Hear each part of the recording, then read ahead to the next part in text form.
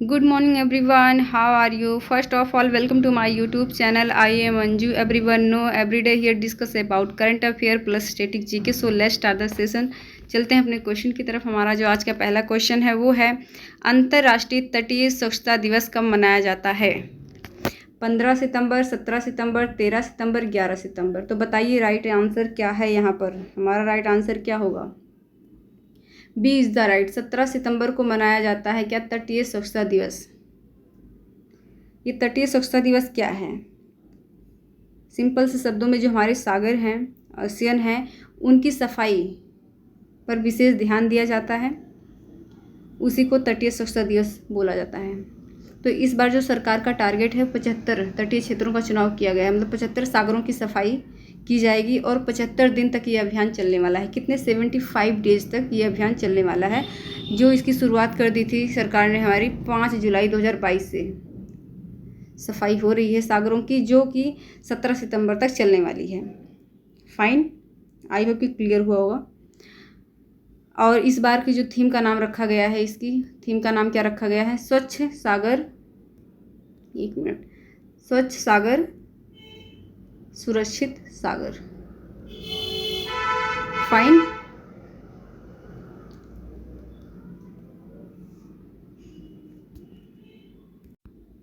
इसके साथ साथ इस अभियान के 3 लक्ष्य भी रखे गए हैं। कौन कौन से? जिम्मेदारी से उपयोग, घर पर कचरा अलग करना, जिम्मेदारी से निपटान करना। क्या? जिम्मेदारी से उपयोग, लिख देती हूँ, जिम्मेदारी से उपयोग, घर पर कचरा अलग करना,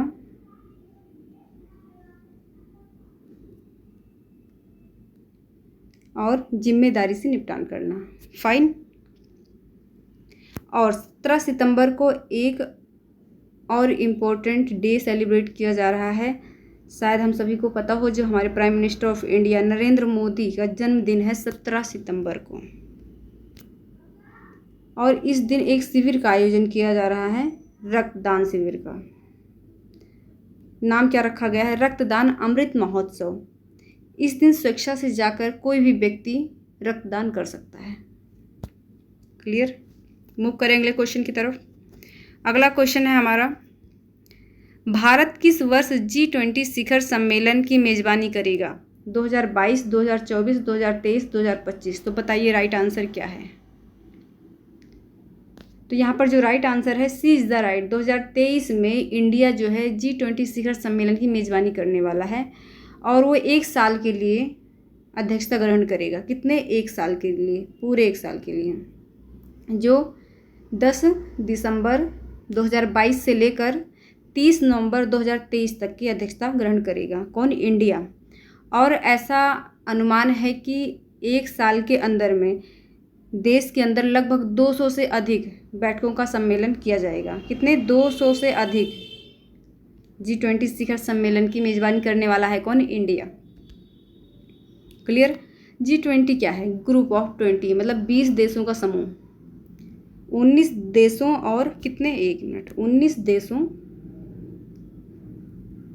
और एक यूरोपीय संघ से मिलकर एक सरकारी मंच है, एक अंतर सरकारी मंच है। क्या है? एक अंतर सरकारी मंच है। इसका उद्देश्य क्या होता है? इसका उद्देश्य है कि जो भी वैश्विक अर्थव्यवस्था को क्या है, संबोधित करता है, जैसे जलवायु, अंतर्राष्ट्रीय वित्तीय व्यवस्था, समन या सतत विकास, जो सस्टेनेबल डेवलपमेंट को संबोधित करने का काम करता है। कौन? G20 शिखर सम्मेलन। लाइक सिंपल से शब्दों में कैसे चीज़ों को मैनेज करना है, प्लानिंग करता है, प्लानिंग करना। Okay, fine. मूव करें अगले क्वेश्चन की तरफ। अगला जो क्वेश्चन है वो है, US ओपन टेनिस टूर्नामेंट 2022 का पुरुष एकल खिताब किसने जीता है? 1 मिनट, अब क्वेश्चन नहीं दिख रहा होगा, अब दिख रहा होगा। तो किसने जीता है? फर्स्ट है Caspar rude, Rafael Nadal, Novak जोकोविच, कार्लोस अल्काराज। तो बताइए US ओपन टेनिस टूर्नामेंट 2022 का पुरुष एकल खिताब किसने जीता है? Here right answer is the D is the right. Carlos Alcaraz. किसको हराकर? कैस्परस को या कैस्पर रूड को हराकर इन्होंने यूएस ओपन टेनिस टूर्नामेंट का जो खिताब है, पुरुष एकल खिताब, उसको जीत लिया है। फाइन। यहाँ पर देख लेते हैं थोड़ा सा डिटेल में।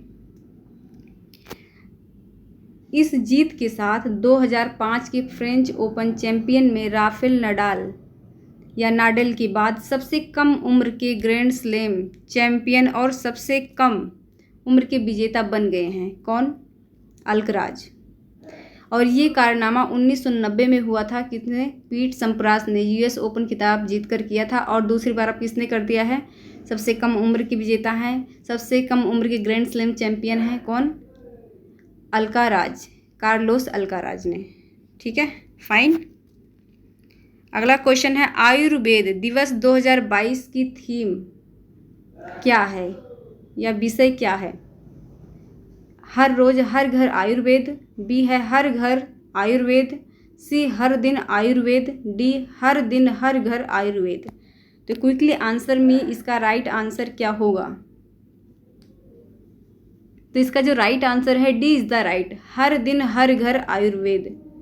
कंफ्यूज नहीं होना है, क्योंकि कई बार हम कंफ्यूज हो जाएंगे ऑप्शन में अगर हमें देखने को मिल गई। तो ए वाला है, हर रोज हर घर आयुर्वेद और हर दिन हर घर आयुर्वेद। तो अच्छे से इसको आप विजुलाइज कर लीजिए, इससे आप भूले ना। हर दिन हर घर आयुर्वेद 2022 की थीम का नाम है आयुर्वेद दिवस। आयुर्वेद दिवस जो मनाया जाता है, किसके जन्मदिन पर मनाया जाता है? बताइए क्विकली आंसर में, किसके जन्मदिन पर मनाया जाता है? दूसरा क्वेश्चन, आयुर्वेद का देवता किसे माना जाता है? बताइए, जल्दी बताइए। चलो मैं बता देती हूँ। सबसे पहले तो किसके जन्म दिन पर मनाया जाता है आयुर्वेद दिवस? तो वो मनाया जाता है भगवान धन्वंतरी। किसे? भगवान धन्वंतरी।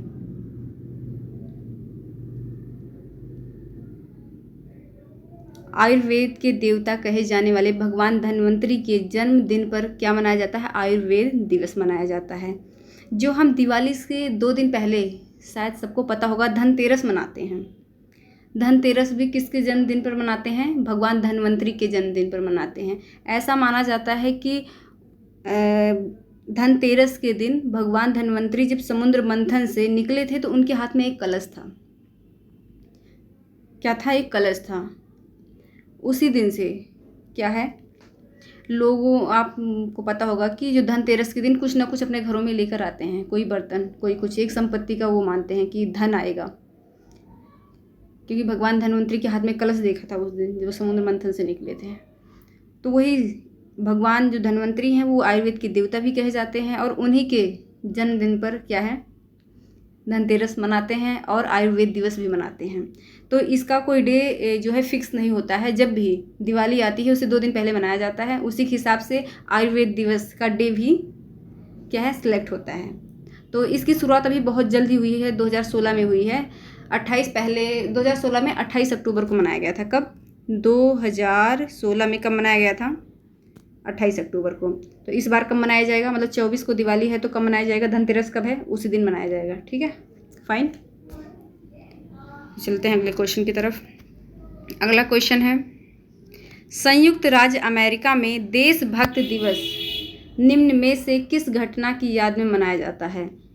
यूएस फ्लाइट 93 का अपहरण, बी है हरिकेन सैंडी, सी है 9/11 आतंकी हमला, डी है 1993 वर्ल्ड ट्रेड सेंटर बॉम्बिंग। तो बताइए राइट आंसर क्या है? किसकी याद में मनाता है? कौन सी घटना की याद में मनाता है अमेरिका देशभक्त दिवस? तो यहाँ पर जो राइट आंसर है वो है सी इज़ द राइट, 9/11 आतंकी हमला। इस दिन जो हमला हुआ था 2001 की बात है ये, और जितने लोग मारे गए थे इस घटना के दौरान, उनकी याद में जो संयुक्त राज्य अमेरिका है देशभक्त दिवस मनाता है। उनकी याद में इस डे को सेलिब्रेट करता है। Is it clear? मूव करेंगे अगले क्वेश्चन की तरफ। भारत के 14वें महान्यायवादी किस रूप में किसे नियुक्त किया गया है? महान्यायवादी के रूप में किसे नियुक्त किया गया है? Mukul Rohatgi, Harish Salve, Tushar Mehta, A B Rohatgi. बताइए राइट आंसर क्या है। Quickly answer me, right answer क्या है। यहाँ पे जो राइट आंसर है, A is the right. Mukul Rohatgi को 14वें महान्यायवादी के रूप में नियुक्त किया गया है। ये दूसरी बार नियुक्त किया गया है इनको। 2014 से 17 के बीच में महान्यायवादी के पद पर इन्होंने कार्य किया है, तो इस बार ये दूसरा कार्यकाल है इनका महान्यायवादी के रूप में। Is it clear. चलो मूव करेंगे अगले क्वेश्चन की तरफ। अगला क्वेश्चन है, भारत सरकार ने XR टेक्नोलॉजी स्टार्टअप के लिए एक कार्यक्रम शुरू करने के लिए किस कंपनी के साथ सहयोग किया है। Microsoft, Meta, Google, Twitter. बताइए राइट आंसर क्या है। Quickly tell me, right answer will B.